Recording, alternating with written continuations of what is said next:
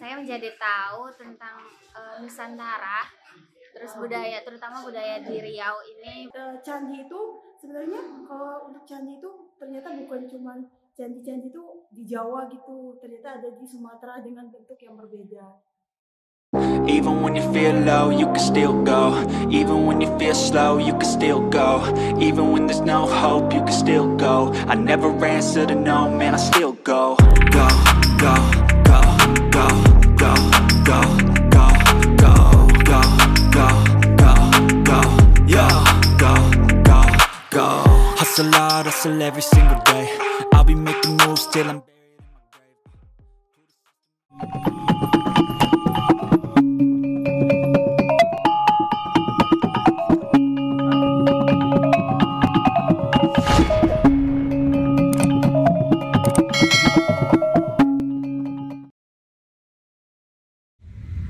Assalamualaikum warahmatullahi wabarakatuh. Kembali lagi bersama kita di Matankari Channel. Saya Sandy Alfagari dan sahabat Matankari. Di mana ruangan abang? Kita menuju kampus Universitas Islam Riau. Nah, di sana kita akan bertemu dengan para mahasiswa-mahasiswi senusantara. Kita akan memberikan materi tentang sejarah peradaban Nusantara. Nah, bagaimana kelanjutan dari cerita kita nanti di sana dan kawan-kawan, terus simak video kita sampai selesai ya. Oke, mari check it out. Akan disampaikan oleh Bapak Amir dan Bang Hendi.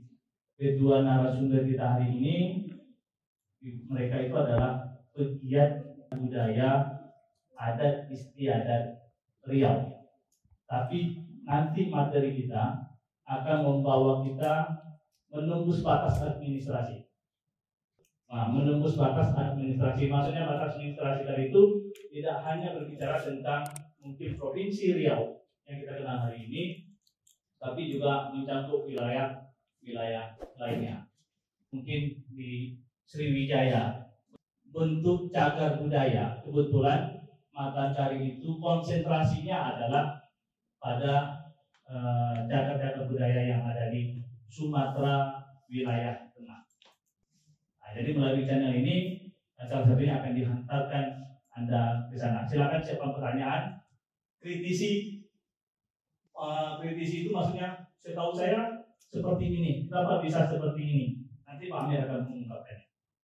Nah, kemudian ini ada Pak Budi yang ingin belajar budaya. Saya juga hadir untuk ingin mempelajari budaya. Siap? Siap ya? Kemauan dari lapisan paling bawah pelaku kebudayaan itu sampai pada nasional. Jadi suka-suka. Autopilot itu kan suka-suka.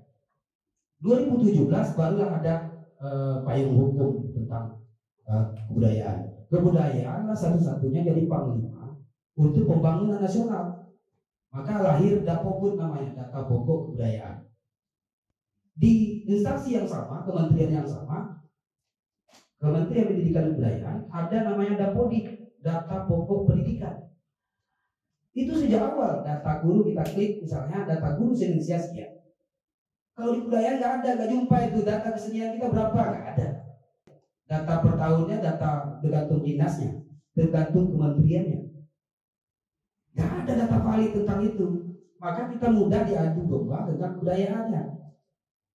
Resikonya ke sana. Jadi sejak 2017 insya Allah sudah tercover itu oleh dari bawah. Di bawah namanya kabupaten, di kabupaten kami itu namanya kita sudah punya SD kabupaten dimanapun nanti kawan-kawan semua adik-adik ini berasal, ada namanya PPKD, lahir dari Undang-Undang Pemajuan Budaya Nomor 5 tahun 2017 itu lahir PPKD. Apa itu PPKD? Pokok pikiran kebudayaan daerah. Pokok pikiran kebudayaan daerah yang tadi aspek budaya tadi. Bahasanya bahasa siapa itu? Kemudian struktur organisasi adatnya siapa yang punya? Adatnya adat apa? rumah adatnya seperti apa. Jadi nanti sampai ke di wilayah kita ini yang kita sebut, saya akan urai sedikit nanti tentang kawasan, situs, dan sistem yang kita punya di yang kita sebut sekarang Provinsi Riau. Ada kawasan, situs, ada sistem. Sistem itu apakah sistem sejak Indonesia merdeka ya kita adopsi dari yang punya Belanda itu, atau kita sebenarnya punya? Itu kan belum kita dalami kan secara utuh. Nah, nanti kita urai sedikit tentang itu.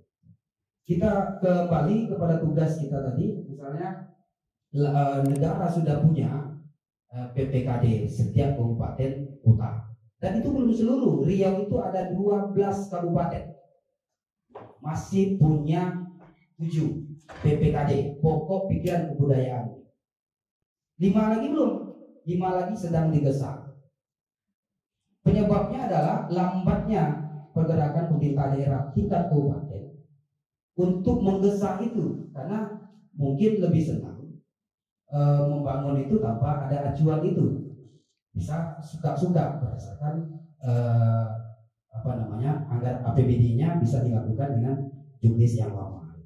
Padahal pelaksanaan pembangunan itu mesti melalui PPKD itu instruksinya, melalui Undang-Undang Pemajuan Kebudayaan. Karena kalau daerah mengangkangi undang-undang, anulir undang-undang yang sudah lahir ini, pembangunan itu sebenarnya bisa dianulir juga. Dasarnya apa? Setiap pembangunan program yang dibuat oleh kabupaten, provinsi sampai ke nasional itu, kalau tanpa PPKD, tanpa data dapodut tadi, maka dia tidak berdasarkan undang-undang yang sudah disepakati juga bersama. Kita buat kesepakatan hari ini di kelas ini, tiba-tiba kita injak sama-sama, seperti itu. Undang-undang itu kesepakatan bersama, diketuk palu, disetujui, laksanakan. Logikanya kan begitu sederhananya. Tapi pada akhirnya ada juga masih daerah-daerah kita yang belum mampu mengejar memahami bahwa pentingnya dasar membangun itu dari kebudayaan. Membangun itu bukan dari ekonomi, membangun itu bukan dari politik. Politik itu jalannya untuk membangun. Membangun itu dari kebudayaan yang kita punya. Apa kebudayaan yang kita punya? Kita lahir dari perut seorang ibu. Dari situ dasar kita. Bahasa pertama yang keluar adalah bahasa. Ada yang bahasa lain. Bahasa ibu kita bahasa apa? Daerah mana? Nanti disitulah kita kenali. Menjadi acuan pembangunan untuk yang akan datang. Tiba-tiba dibangun orang di daerah bahasa ibu kita ini yang tidak kita kenali. Undang-Undang Pemajuan Kebudayaan itu mengatur itu. Nah, inilah yang mau kita dalami. Apa sebenarnya sistem yang ada kita punya dari awal sampai NKRI ada. Sampai NKRI ada. Kemudian situs kawasan itu apa? Saya ingin bertanya dulu. Ini perkenalannya kan singkat tadi ya dari saya. Saya ingin kenal juga. Ada yang paling jauh itu Papua. Mana orang? Nggak ada di sini. NTB paling jauh yang ada di sini. Ya. NTB itu sama ya panasnya dengan kita. Ini perlu kita catat juga. Apa itu kawasan? Sebelum kita lanjut, yang terpikir, yang pernah terbaca, yang pernah diketahui, yang pernah dengar, kawasan itu apa? Apa tuh dia? Tempat, wilayah, terus apa ini? Daerah. Untuk pengertian sederhana secara umum bahwa kawasan itu di dalamnya mesti ada situs cagar budaya, baik yang belum dieskavasi, diteliti ataupun yang sudah. Itulah kawasan. Di dalamnya ada situs, ingat ya. Di dalamnya ada situs, baik di air, di darat. Lalu Riau ini kita masuk. Saya ingin mengenalkan Riau-nya. Sejak kapan bernama Riau? Provinsi Riau. Coba ada yang tahu nggak? 57. Berarti sebelumnya ada provinsi lain dong. Ada sebelumnya bergabung ke provinsi apa? Kan begitu ya. Ada yang ingat sejarah? Baik. Sejarah itu bagian dari sejarah nasional. Pemekaran wilayah di Sabang sampai Merauke itu sejarah nasional. Tahun 57 ke atas namanya. Ke bawah atau ke atas kalau angkanya kecil-kecil. 57 ke 56, 55 itu ke bawah kan. Ke masa lalu itu bergabung dengan provinsi Sumatera Tengah. Baik petanya lipat atau pulau yang kita lipat sama di tengah. Jadi titik koordinat 0 derajat. Sekarang bergeser 002 lintang selatan, lintang utara. Mana rumah waktu itu? Abad berapapun diklaim Muara Takus, dia punya sistem, dia punya kawasan.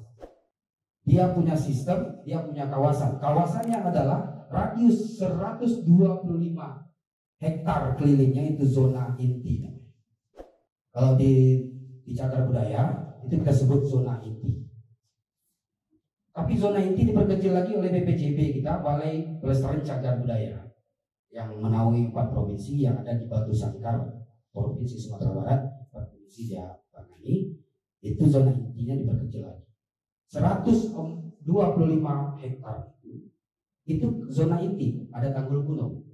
Tanggul kuno ya, tanggul tanah yang lebih kurang 7 meter pada awalnya, sekarang jadi 3 meter. Ya, bergeser kan? Apa namanya, erosi atau apa semacam. Dan sekelilingnya kita sudah jajaki kelilingnya. Luasnya itu 125 hektar lebih kurang. Dan kalau keliling langkah kita keliling tanggul kuno itu 6.666 langkah, hampir sebanyak persis dengan ayat di Al-Quran. Jadi orang dulu membuat sesuatu bukan tanpa perhitungan. Ada perhitungan, langkah kita aja dihitungnya. Makanya ada namanya Candi Plaka. Ada Candi Tua. Ada Mahligai Stupa. Ada Candi Bunsu. Mengapa Bunsu terakhir? Dari Bunsu. Ada anak Bunsu di sini? Nah, anak Bunsu itu paling manja, paling begil juga biasanya ya. Karena dia dapat perhatian terakhir dan full biasanya. Kita masuk ke sistem. Atau boleh sambil saya bicara ini potong, tidak apa-apa. Materinya turunan yang diambil dari emak, ibu, emak, ibu, mama, itu dari situ. Maka nanti akan kita kenal darah petak dan darah jika dijemput oleh Raden Wijaya, Singosari dan Majapahit. Siapa darah petak, darah jika? Jemputnya kemana? Untuk turunan. Maka ibu itu jauh sebelum Rasulullah misalnya hadir di muka bumi ini, sistem matriarkal itu sudah ada di Sumatera Tengah dan kita hindari. Jambi, Sumatera Barat, Riau Darat hari ini adalah memakai matriarkal. Bersuku-suku itu yang dari ibu. Suku-sukunya dari ibu, diambil turunannya dari ibu, yang memegang gelarnya dari ibu, gelar adatnya, gelar kekuasaan pada hari itu dari ibu. Anak laki-lakinya menjabat sebagai datuk, menjadi mama, paman, untuk dia dalam sistem adatnya. Perempuannya menjadi turunan terah, perpanjangan secara estafet. Mataram, kedatuan Mataram kuno. Itu 3 Nusantara. Ini titiknya ada 3. Kedatuan Muara Takus, Mutakui. Kita sebut Mutakui bahasa lokal kita. Kedatuan Mataram, kedatuan Lu di Sulawesi. Ini orang ini bertalian. Jadi kita lepaskan dulu lebih sakit. Sama induk Mataram itu induk Mataram Jawa itu di NTB sekarang itu. Mataram kuno, di situ lahirnya Keraton Jogja dan Solo itu. Turunan dari Keraton Jogja dan Solo, cari Mataram kuno. Ke sana perginya. Mataram kuno apa hubungan dengan Muara Takus? Nanti kita lebih luas lagi membahas itu. Ini secara nasional, secara Nusantara. Maka sampai ke Champa, sampai ke Burma, sampai ke Bangladesh dan segala macam itu hubungan kita Asia Tenggara ini adalah Nusantara. Yang hanya mengaku hari ini menyebut Nusantara tinggal NKR. Malaysia nggak mau lagi, dia truly Asia. Asia katanya truly Asia, lebih Asia yang sesungguhnya Malaysia. Tapi jati dirinya mana? Dari mana orang-orang Malaka, orang-orang Kedah, orang-orang Perak dan Kelantan dan sebagainya itu? Dari Sumatera, dari Sulawesi, dari Kalimantan. Kosong Pulau Malaka itu kalau orang-orangnya balik kampung. Mana pribumi di sana kalau yang bicara pribumi misalnya? Maka induknya sini, Negeri Sembilan ke sini. Baru kita ikuti acara adatnya, balik rajanya ke sini. Jadi kita sumbunya tarik Jogja, Solo. Karena itu sudah dipisahkan oleh Krakatau. Itu sistem dipegang oleh para datuk yang punya kendali, intinya adalah ibu, bunduk, perempuan. Terahnya dari perempuan. Saudara laki-lakinya, anak-anak saudara laki-lakinya menjadi melahirkan raja-raja di Nusantara. Mau raja apa kita bicarakan? Itu sistem. Jadi bukan kerajaan Muara Takus, bukan kerajaan Sriwijaya. Sriwijaya itu seorang datu. Banyak kan kita menyebut kerajaan Sriwijaya, kita biarkan saja. Tapi pada kemudian kita mengevaluasi datu yang membawa ribuan orang, 1.312 orang melalui jalur darat, 20.000 orang melalui jalur laut. Menggunakan, dan itu jaraknya dari Minanga Tambuan itu menuju Muka Upang itu 1 hari setengah. Kalau dari Palembang ke Palembang juga dia berjalan, dari Pagar Alam ke Palembang dia berjalan ke tempat prasasti kedudukan bukitnya misalnya di Muka Upang itu tidak sehari semalam, sebentar aja kejam sampai gitu, sebentar aja. Kalau dari Jambi juga nggak memakan waktu sebanyak itu, apalagi kekuatan para datu-datu kita pada masa itu tidak sama dengan energi yang kita punya hari ini. Tinggi badannya, bobot badannya, ilmunya, kendaraannya tidak sama. Inilah pagar. Maka orang mengenalnya pagar ruyung. Negeri yang berpagar-pagarkan ruyung. Jadi bukan ditarik pada satu tempat kawasan aja kemudian diadu dia dengan kawasan yang lain, tidak seperti itu. Antara Pasaman Sumatera Barat hari ini dia dengan Muara Takus, dengan Rokan Kabupaten hari ini terbagi 2 pula, Hilir dan Hulu kabupatennya. Itu satu talian, satu darah. Maka dalam tahun 57 berubah nama menjadi Provinsi Riau. Ini kembali ya ke yang awal bahwa kita mengenali daerah ini ya. Tahun 57 menjadi namanya Provinsi Riau. Yang bagian barat menjadi disebut Sumatera Barat. Yang bagian Jambi bertahan dengan namanya Provinsi Jambi. Pecahan dari Sumatera ke adatnya adat Besandi Sarak, Sarak Besandi kita buat. Tetap itu. Yang punya Soko, Saka, yang punya Pisoko, Pisaka, yang punya Limbaga, Limbaga. Nah, kalau masuk ke dalam itu, apa itu Saka? Saka itu inti. Misalnya, siapa namanya? Caca. Caca itu nyawanya di mana?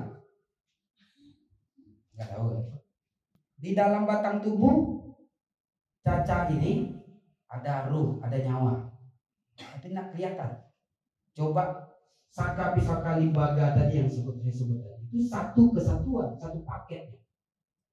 Kalau dibuat terpisah, maka ruhnya dipisahkan, ruh caca dengan cacanya, batang tubuhnya, maka apa jadi? Batang tubuh yang kita sebut mayat, ruhnya kembali ke tempat asal ruh. Kan begitu kan? Hati limpo ya, hati limpa empedu, itu kita sebut pisaka. Batang tubuh dari rambut sampai ke kaki itu lembaga, tempat bernaungnya. Ya kan?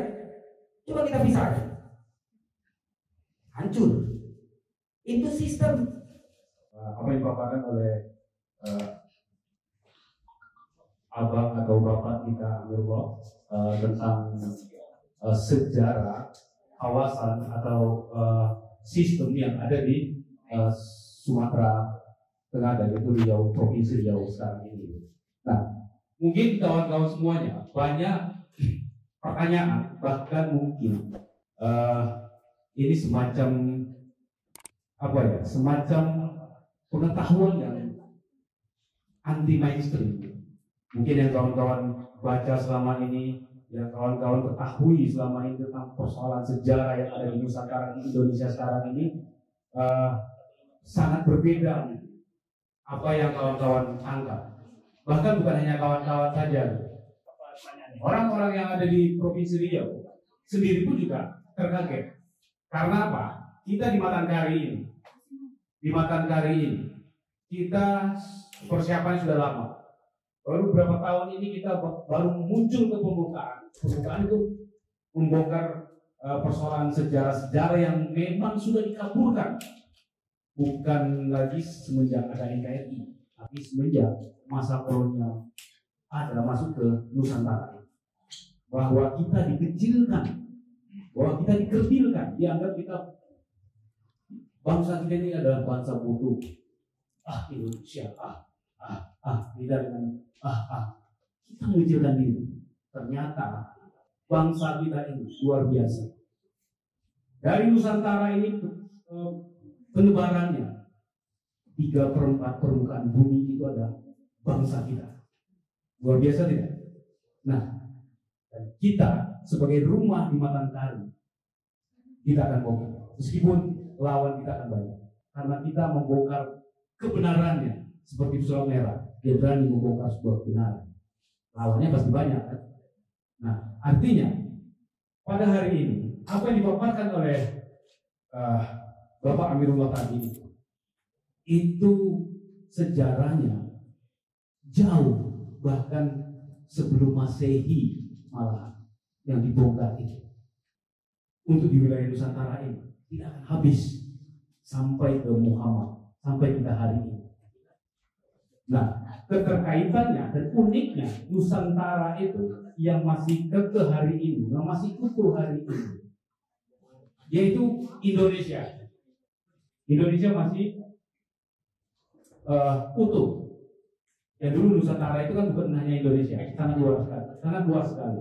Berdasarkan mungkin dari daerah masing-masing atau apa hubung kaitnya dengan Muara Takus atau peradaban itu sendiri. Karena kita bukan membicarakan persoalan egosentris ya. Oh, ini bapak-bapak ini, abang-abang ini mentang-mentang dari Riau berbicara sejarah, menganggap bahwa tempatnya adalah sebagai pusat peradaban. Oh, bukan.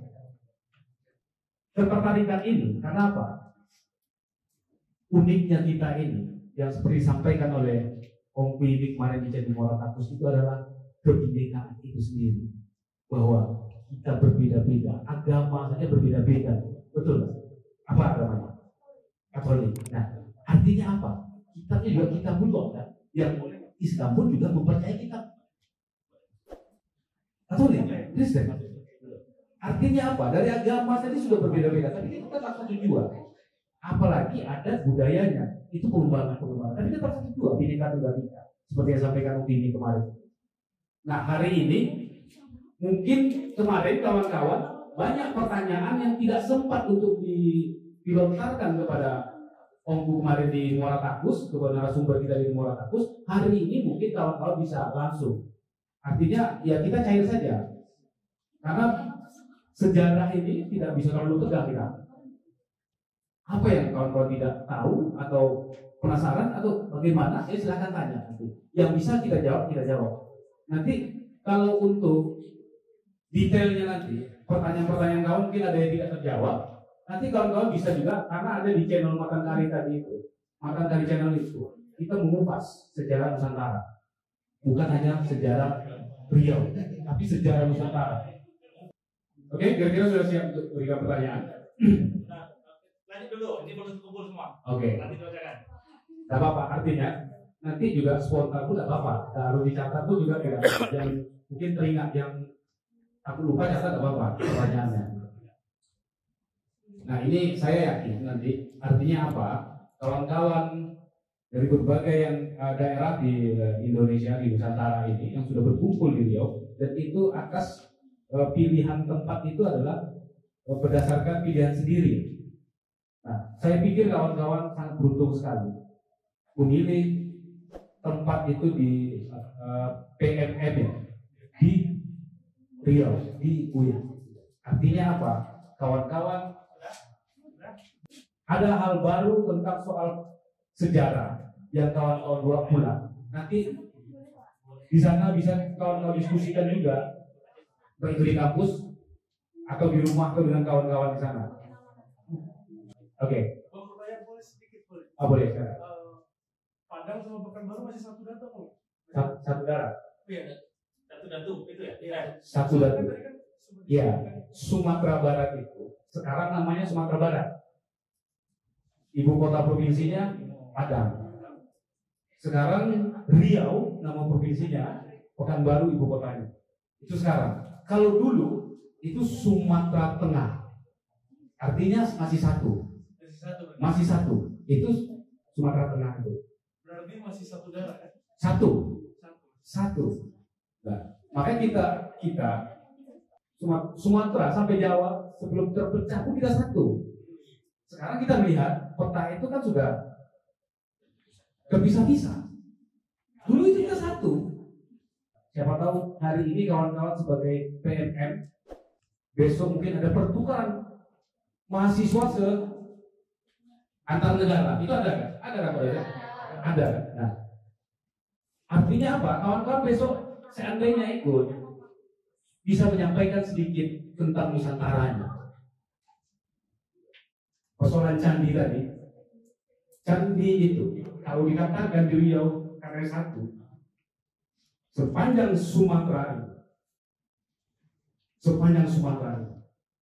seperti apa kita melihat sekarang gedung-gedung mewah yang ada dari Aceh sampai ke Lampung, berapa banyak? Sebegitu juga dahulunya candi yang berserak di Sumatera, itu baru Sumatera.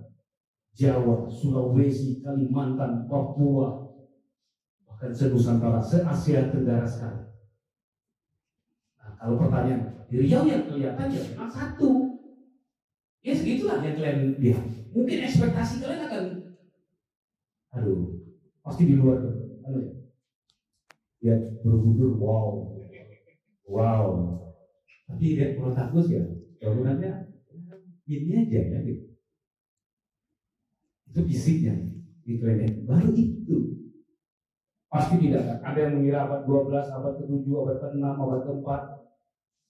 Bahkan tahun 2013 kita menemukan tongkat Fajra. Kalau dalam transformer itu namanya tongkat transformer itu, tongkat petir sekitar 100 atau 200 meter dari situs kemarin itu ditemukan tongkat Fajra itu. Setelah diuji karbon oleh BPCB ya. Itu usianya 4 abad sebelum Masehi. Termasuklah kaca-kaca cermin juga di cermin. 4 abad sebelum Masehi. Even when you feel low, you can still go. Even when you feel slow, you can still go. Even when there's no hope, you can still go. I never answer to no, man, I still go. Go, go, go, go, go, go, go, go, go, go, go, go, yo, go, go, go. Hustle hard,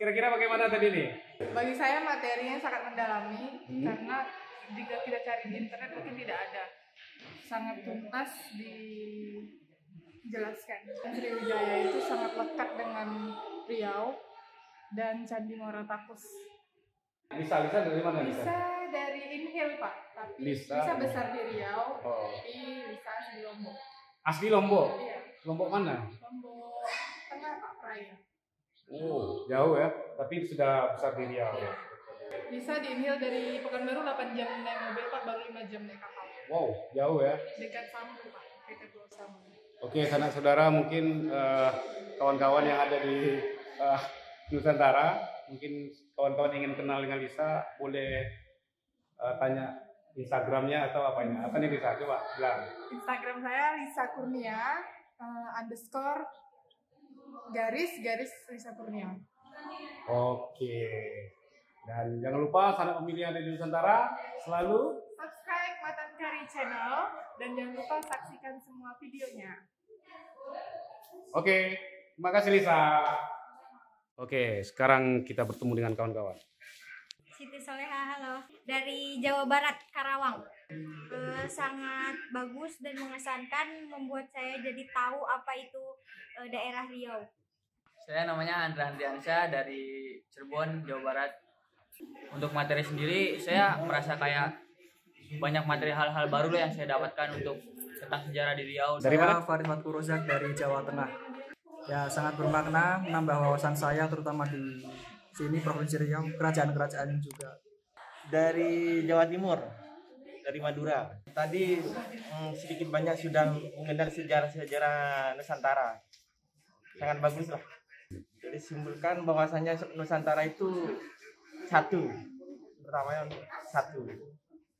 Halo, saya dari Kuningan, Jawa Barat. Saya menjadi tahu tentang Nusantara, terus budaya, terutama budaya di Riau ini, ya sedikit-sedikit saya menjadi tahu gitu. Yang paling menarik ini antar Nusantara ini kita ternyata satu peradaban. Halo kawan-kawan Nusantara, jangan lupa ya subscribe Matan Kari Channel ini. Halo sahabat Nusantara, barusan tadi kami ada kelas modul Nusantara yang membahas tentang sejarah. Dari penjelasan yang tadi kami dapat, saya mengetahui bahwa sebenarnya Nusantara itu adalah satu kesatuan. Meskipun kita berbeda-beda, tapi sebenarnya kita itu satu. Kalau untuk hal yang berharga selama saya di Riau, karena saya bisa mengunjungi kan, mengikuti pertukaran ini, saya bisa mengunjungi daerah-daerah yang nggak pernah ada di pikiran saya untuk saya kunjungi. Seperti di Muara Takus, di sana saya bisa tahu kan, kalau candi itu sebenarnya kalau untuk candi itu ternyata bukan cuma candi-candi itu di Jawa gitu, ternyata ada di Sumatera dengan bentuk yang berbeda. Kalau untuk bahasa juga, aku kan kiranya kalau di Indonesia itu kan beragam kan bahasanya kan, ternyata Riau itu ternyata bahasa itu bukan cuma satu aja, tapi kita beda banyak, kayak banyak ini logatnya gitu. Halo, saya Caca dari NTT. Untuk teman-teman Nusantara, jangan lupa untuk subscribe Matan Kari Channel. Bineka Tunggal Ika, satu bangsa, satu budaya. Jangan lupa subscribe.